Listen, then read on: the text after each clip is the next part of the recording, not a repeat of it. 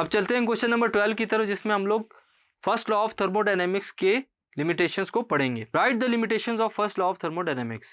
This law is based on the idea that energy is neither created not destroyed in any thermodynamic system. किसी भी thermodynamic system के अंदर हम लोग ना एनर्जी को डिस्ट्रॉय कर सकते हैं स्टूडेंट्स, और ना ही किसी भी तरीके से पैदा कर सकते हैं। So it is a particular form of the law of conservation of energy which deals only with the heat energy. तो ये एक ऐसा कंजर्वेशन लॉ की फॉर्म है स्टूडेंट्स, जिसमें हम लोग सिर्फ हीट एनर्जी के साथ ही डील करते हैं। First law tells us that heat energy can be converted into equivalent amount of work, यानी कि हम लोग हीट एनर्जी को इक्विवेलेंट अमाउंट ऑफ वर्क में कन्वर्ट कर सकते हैं। But it is silent about the conditions under which the conservation take place.